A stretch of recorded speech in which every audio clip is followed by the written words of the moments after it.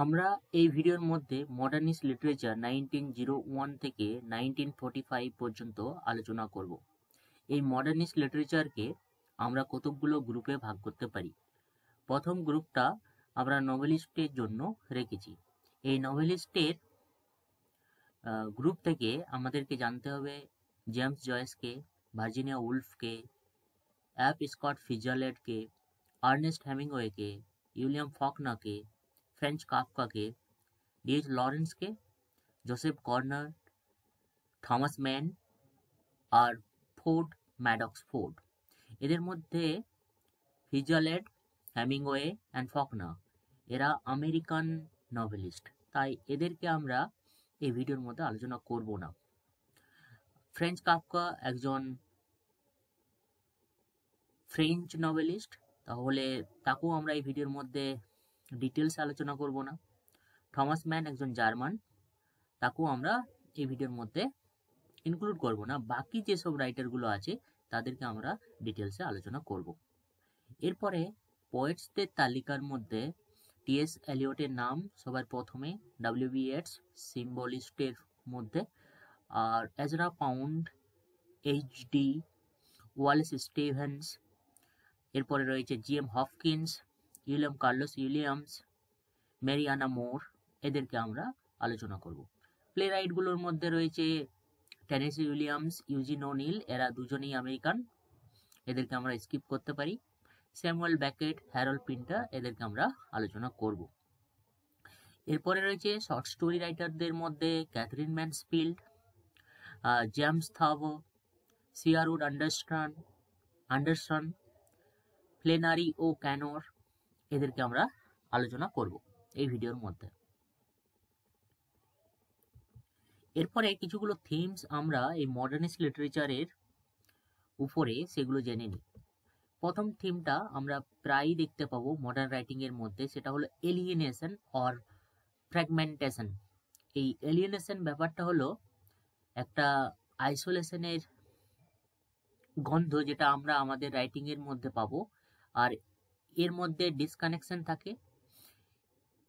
আর কি, যে কোনো নেগেটিভ আমরা টুকরো টুকরো করে পেয়ে থাকি, সেটাকে আমরা ফ্র্যাগমেন্টেশন বলি। এগুলো আমাদের যে কমপ্লেক্সিটিস অফ মডার্ন লাইফ সেগুলোকে তুলে ধরে। এরপরে রয়েছে ডিসইলিউশনমেন্ট। এখানে বেশিরভাগ মডার্নিস্ট রাইটারগুলো তাদের যে loss of faith in traditional values, institution and the idea of progress, এইগুলোকে দেখিয়েছে। এরপরে এক্সপেরিমেন্টেশন। মডার্নিস্ট রাইটাররা বেশিরভাগ সময় তাদের রাইটিংয়ের মধ্যে কিছু এক্সপেরিমেন্ট করতে চায়। একটা এক্সপেরিমেন্টের উদাহরণ হলো stream of consciousness technique.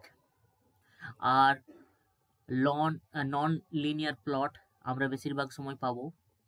Fragmented structure, ভাঙা ভাঙা যে গঠন রাইটিংয়ের মধ্যে সেগুলো। অ্যাম্বিগুইটি, মানে বিভিন্ন রকমের মিনিং চলে আসবে একটা রাইটিংয়ের মধ্যে, ফিক্স কোনো মিনিং নেই। এরপরে সার্চ ফর মিনিং। এই মডার্নিস্ট রাইটারগুলো তারা আমাদের জীবনটাকে একটা ক্যাওস বা আনসার্টেনিটির মধ্যে দেখিয়েছে, আর ওই ক্যাওস বা আনসার্টেনিটির মধ্যেই আবার সে মিনিং খোঁজার চেষ্টা করেছে। এরপরে কি, যেসব লিটারারি ইনফ্লুয়েন্সগুলো আমাদের মডার্ন রাইটিংকে প্রভাবিত করেছিল, তার মধ্যে প্রথমটা হলো রিজেকশন অফ ভিক্টোরিয়ান নর্মস। তাহলে ভিক্টোরিয়ান যে ইংল্যান্ড, সেই সময় বিভিন্ন রকমের মোরাল আর রিয়েলিস্ট প্রিন্সিপাল তারা তাদের রাইটিংয়ের মধ্যে দেখাতো। মডার্নিস্টরা তাদের বিরুদ্ধে লিখেছিল যে মোরালিস্ট আর যে realistic style of Victorian literature, এগুলো কিছুই নয়। আর তাদের কাছে এই জিনিসটা মনে হয়েছিল কারণ তারা ফার্স্ট ওয়ার্ল্ড, সেকেন্ড ওয়ার্ল্ড যেসব ডিজাস্টারগুলো আমাদের পৃথিবীর মধ্যে হয়েছিল, সেই জিনিসগুলোর থেকে এক্সপেরিমেন্ট করে বুঝতে পেরেছিল যে মোরালিটি বলে কিছু নেই, রিয়েলিস্টিক স্টাইল বলে কিছু নেই। সমস্ত জিনিসটা একটা ক্যাওস, সমস্ত জিনিসটা একটা ফ্র্যাগমেন্টেড। তাই তারা ভিক্টোরিয়ান যে রিয়েলিস্ট আর মোরালিস্ট, এই জিনিসগুলোর উপরে অ্যাটাক করেছিল। এরপরে সিম্বলিজম অ্যান্ড অ্যাস্থেটিসিজম। এটা এই মডার্নিস্ট লিটারেচারের একটা গুরুত্বপূর্ণ জায়গা। এখানে তারা বিউটির উপরে, মুডের উপরে, সাবজেক্টিভ ওভারভিউর উপরে ডিসকাস করতো। আর এই সিম্বলিজম আর অ্যাস্থেটিসিজমের মধ্যে অনেক রাইটার অ্যাসোসিয়েট করে, তার মধ্যে টি.এস. এলিয়ট, জেমস জয়েস এরা কিন্তু খুবই ইনফ্লুয়েন্সিয়াল।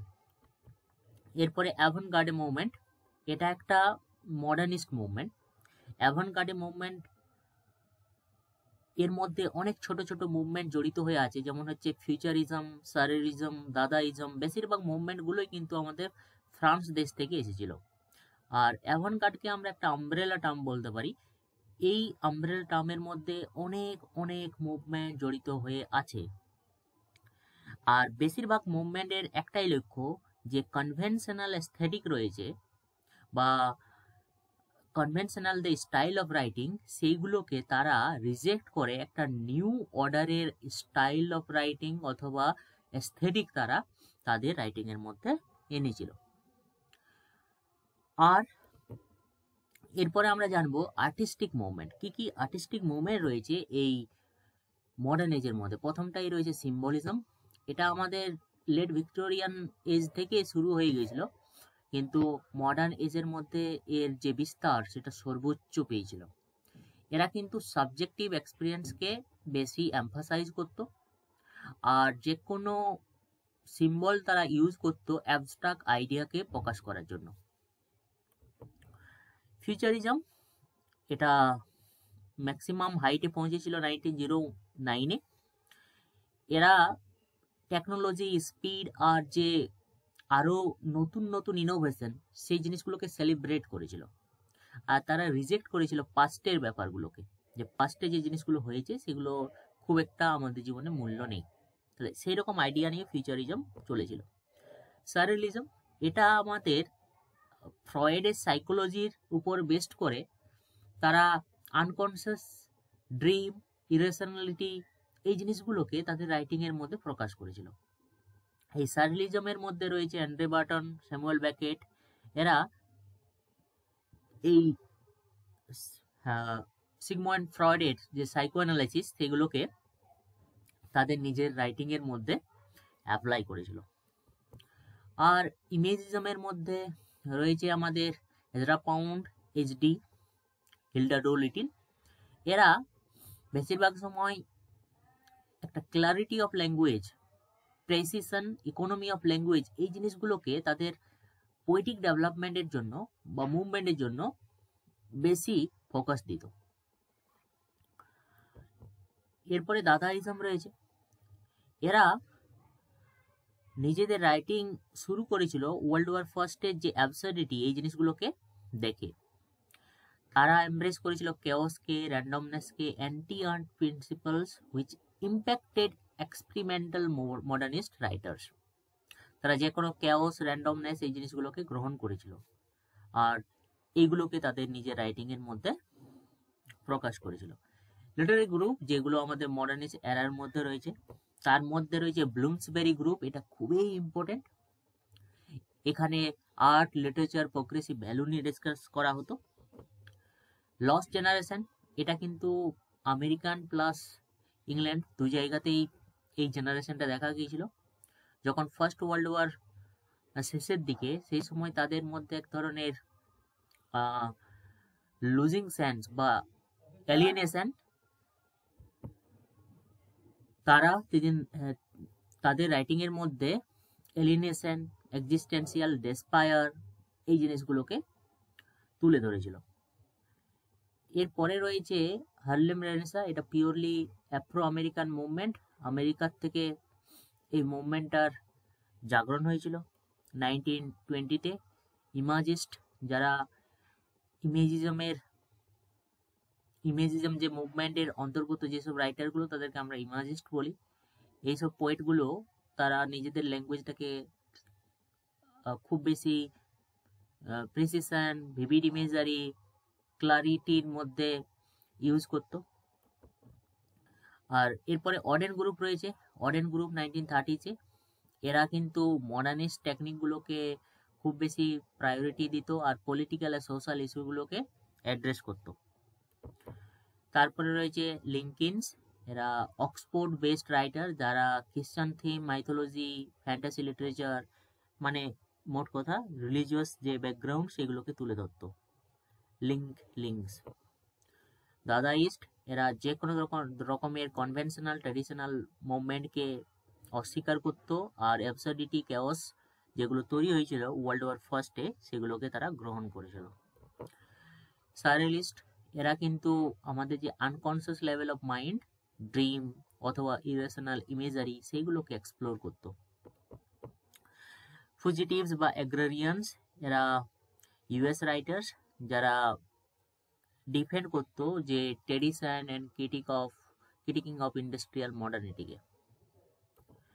এরপরে অক্সফোর্ড মুভমেন্ট রয়েছে, যারা বেশিরভাগটা ইনফ্লুয়েন্স হয়েছিল টি.এস. এলিয়টের exploration of religion and morality দ্বারা। এরপরে আমরা এই গ্রুপগুলোকে একটুকু ডিটেলসে আলোচনা করব, যেগুলো খুবই এক্সাম পার্সপেক্টিভ থেকে দরকারি। ফার্স্ট ওয়ান হচ্ছে ব্লুমসবেরি গ্রুপ।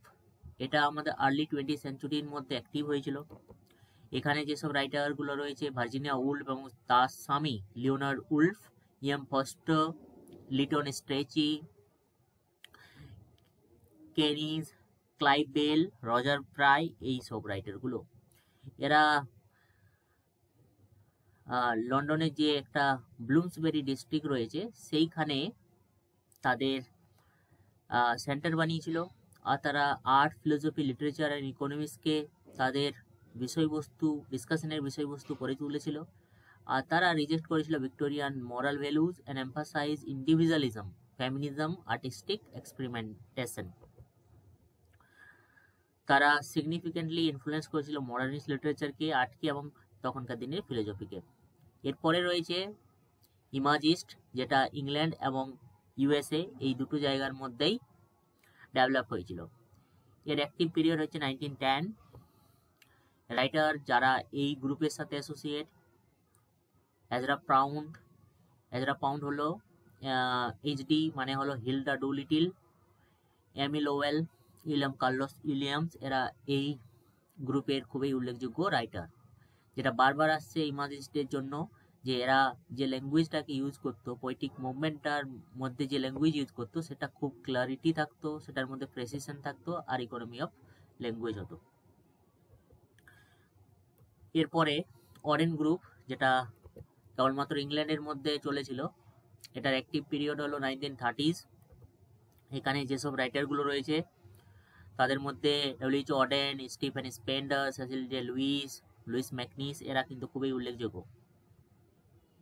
এরা কন্টেম্পোরারি যে পলিটিক্যাল অ্যান্ড সোশ্যাল ইস্যুজ রয়েছে ইংল্যান্ডের সেগুলোকে তুলে ধরতো। এদের সাথে ইনক্লুড করতো তারা rise of fascism, Spanish civil war, এই সব জিনিসগুলোকে। তারা একটা ব্রিজ তৈরি করেছিল between avant garde experimentation and the concern of the later 20th century পোয়েট্রির সাথে। অক্সফোর্ড গ্রুপ, যেটা ইংল্যান্ডের মধ্যে চলেছিল, এর অ্যাক্টিভ পিরিয়ড 1920 থেকে 1930s। এর রাইটারগুলোর মধ্যে টি.এস. এলিয়ট, ডব্লিউ.এইচ. অডেন, ক্রিস্টোফার স্টোরউড, এরা উল্লেখযোগ্য।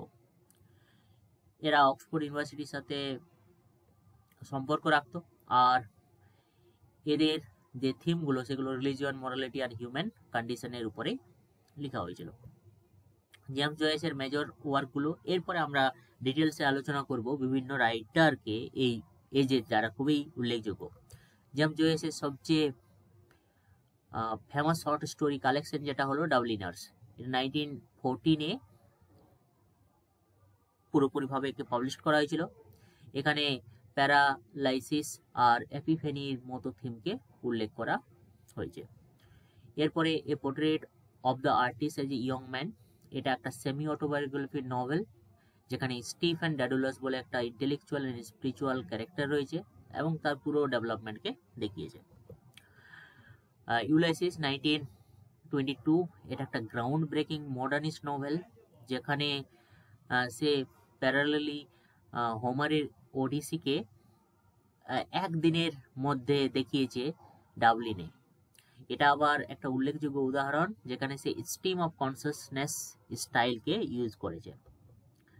ফিনেগানস ওয়েক 1939, এটা একটা এক্সপেরিমেন্টাল মাল্টিলেয়ার নভেল, যেখানে আমরা linguistic complexity, exploring cyclic history, human consciousness এই জিনিসগুলোকে পাবো। চেম্বার মিউজিক 1907, এটা আবার একটা কালেকশন লিরিক্যাল পোয়েমসের, যেটা ইনফ্লুয়েন্স হয়েছিল রোমান্টিক অ্যান্ড মিউজিক্যাল থিমসের দ্বারা। এক্সাইলস, এইখানে আমরা পাবো লাভ, ফিডেলিটি, আর্টিস্টিক ফ্রিডমের মতো উল্লেখযোগ্য থিমগুলোকে। এক্সাইলটা আবার একটা প্লে। পোমস পেনিট, এটা একটা কালেকশন অফ পোয়েট্রি, যেখানে তার পার্সোনাল আর ইমোশনাল থিমগুলো রয়েছে।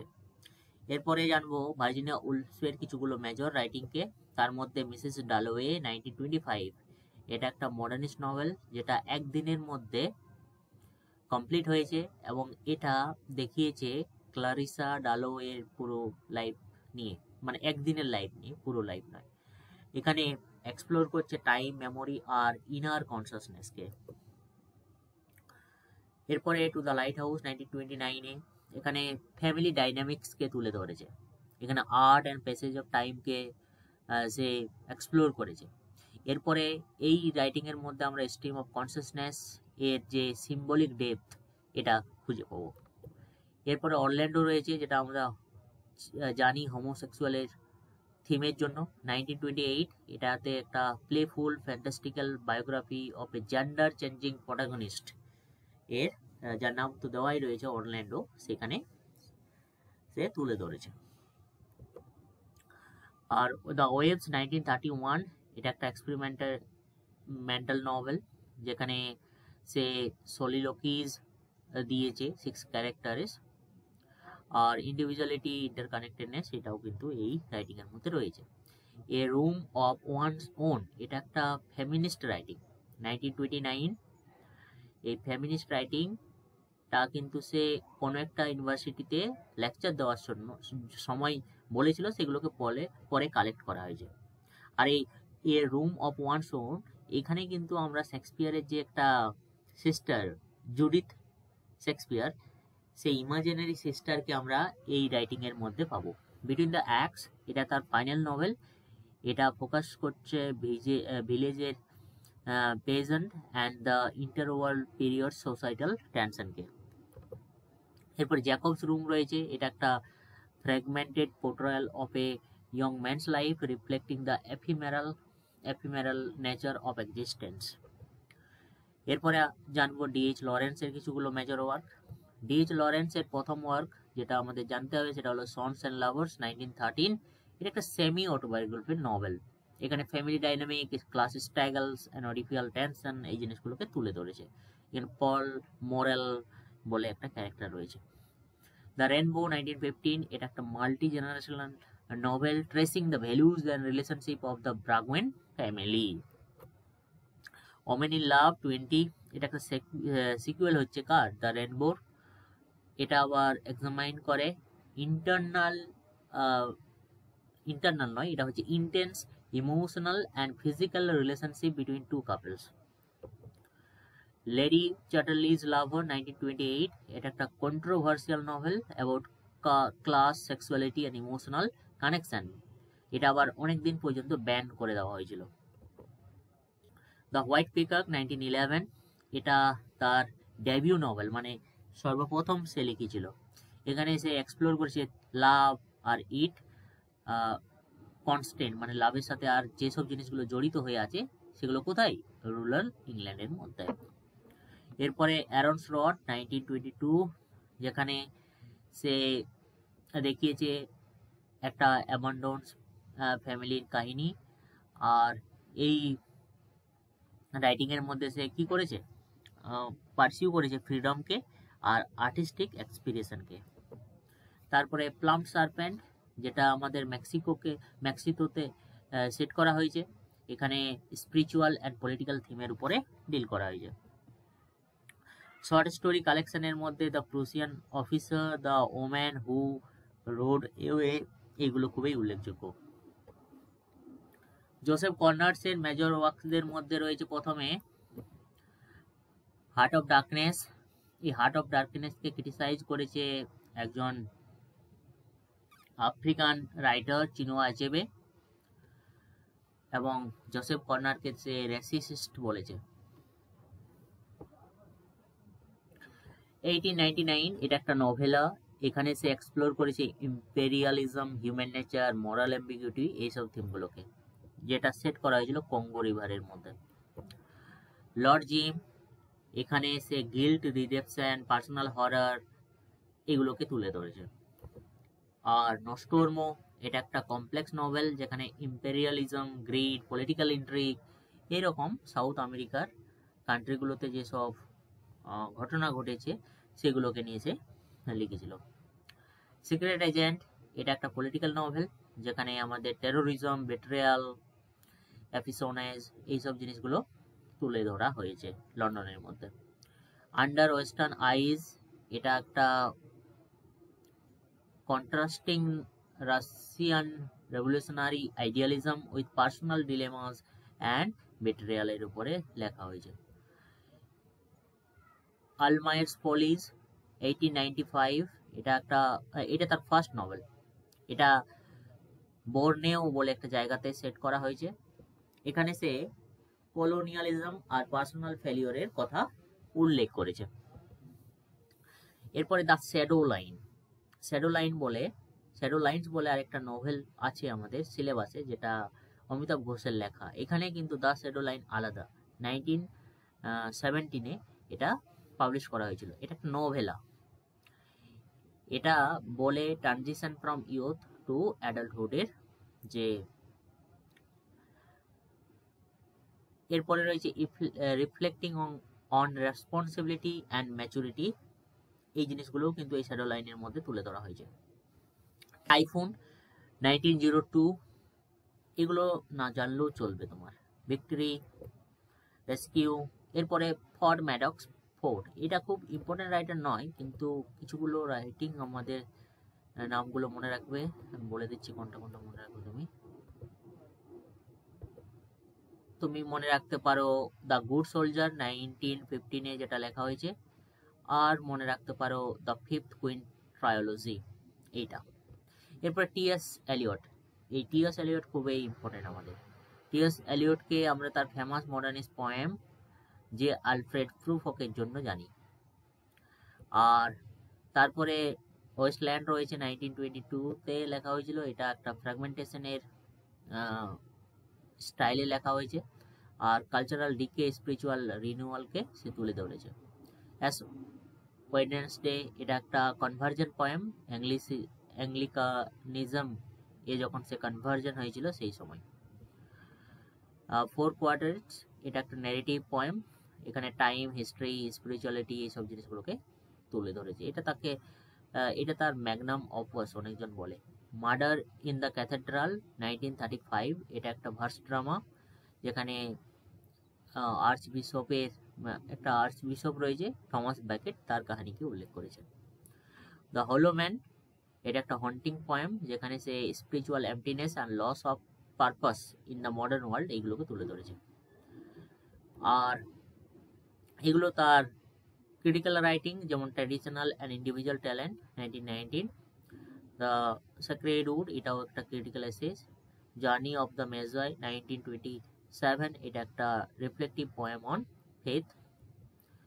এরপরে আমরা জানবো ডব্লিউ.বি. ইয়েটসকে। এই রাইটিংগুলোর মধ্যে সবচেয়ে উল্লেখযোগ্য দ্য টাওয়ার কিন্তু সবচেয়ে উল্লেখযোগ্য নয়, এটা প্রথমে দেওয়া হলো। সো টাওয়ার একটা কালেকশন অফ পোয়েমস, যেটা তার পার্সোনাল স্পিরিচুয়াল জার্নিকে তুলে ধরেছে। দ্য সেকেন্ড কামিং এটা তার একটা ফেমাস পোয়েম, যেখানে তার ক্যাওসের থিম, প্রফেসি এইসব জিনিসগুলোকে তুলে ধরেছে। দ্য লেক অফ ইনস্প্রে 1890 এটা একটা লিরিক্যাল পিসফুল পোয়েম, এক্সপ্রেস করে desire to escape from the tormentive life to nature. এভিজম একটা ফিলোসফিক্যাল ওয়ার্ক, যেখানে তার মিথিক্যাল আইডিয়াসগুলোকে তুলে ধরেছে। দ্য ওয়াইল্ড সোয়ান এট কুলে এটা তার একটা কালেকশন অফ পোয়েম, যেখানে তার চেঞ্জ, লস আর প্যাসেজ অফ টাইম এইসব জিনিসগুলোকে তুলে ধরেছে। স্টার 1916 এটা স্টার রাইজিংকে তুলে ধরেছে আয়ারল্যান্ডের, আই থিঙ্ক। হ্যাঁ, কাউন্টলেস ক্যাথলিন এটা তার পোয়েটিক ড্রামা যেখানে তার মিথ, আইরিশ মিথ, খ্রিস্টান থিমস এইসব জিনিসগুলোকে তুলে ধরা হয়েছে। ক্যালটিক টুইলাইট এটা একটা কালেকশন অফ এসে, সেটা কিন্তু তোমাকে মনে রাখতে হবে। এজরা পাউন্ডকে আমরা চিনি দ্য ক্যান্টোজ জন্য। দ্য ক্যান্টোজ একটা long and complex series of poems, যেটা আমাদের ফ্র্যাগমেন্টেড ভার্সনকে তুলে ধরছে এই মডার্নিস্ট রাইটিং এর। এরপরে আমাদের জানতে হবে in a station of the metro, এটা একটা ইনফ্লুয়েন্সিয়াল রাইটিং, এটা তোমাকে মনে রাখতেই হবে। আর আই থিঙ্ক এটা একটা জাপানি হাইকু পোয়েম। এরপরে দেখো স্পিরিট অফ রোমান্স 1910-এ লেখা হয়েছে, সেটা মিডিয়াভেল অ্যান্ড রেনেসাঁ পোয়েট্রিকে সে তার থটের মাধ্যমে এক্সপ্লোর করেছে। এরপরে রয়েছে, এগুলো অতটা দরকার নেই। এরপরে জিএম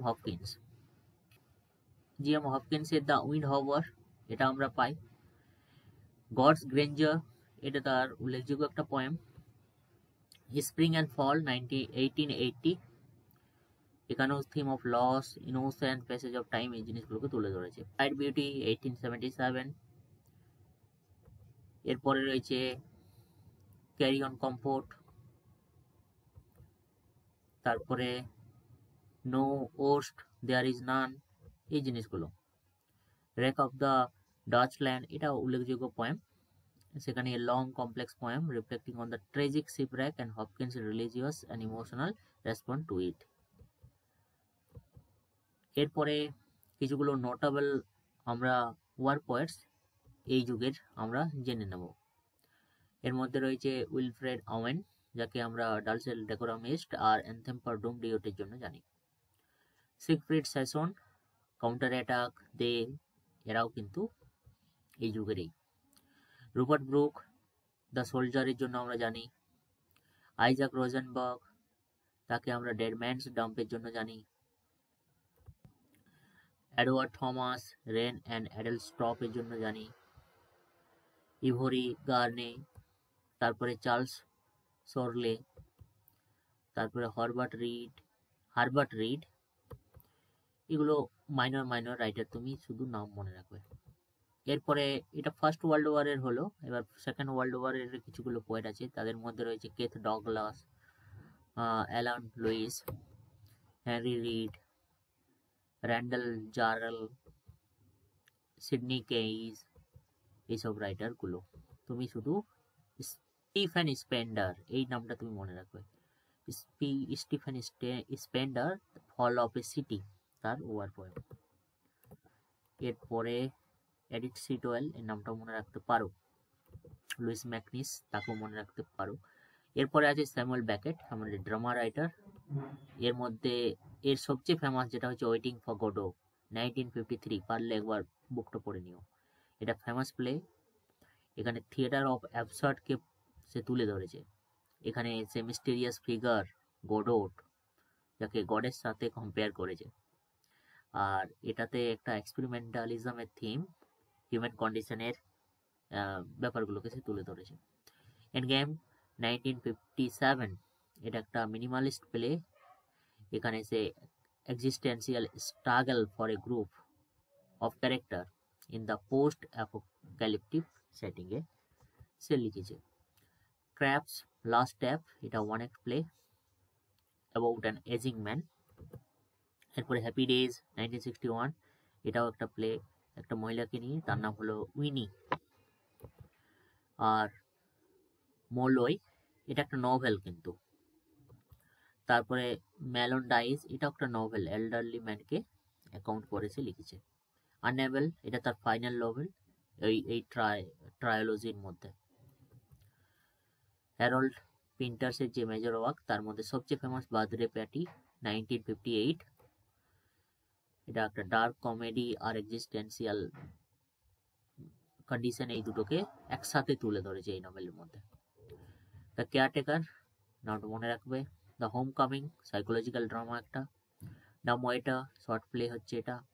নো ম্যানস কান্ট্রি, তারপর রয়েছে বিট্রেয়াল, এটা একটা reverse chronological play about love triangle. The lover, the collection, এগুলোর নামগুলো মনে রাখলেই যথেষ্ট। এরপরে দেখো না, এর পরের ভিডিওতে আমরা আলোচনা করব পোস্ট মডার্ন এজ। ওকে, ঠিক আছে।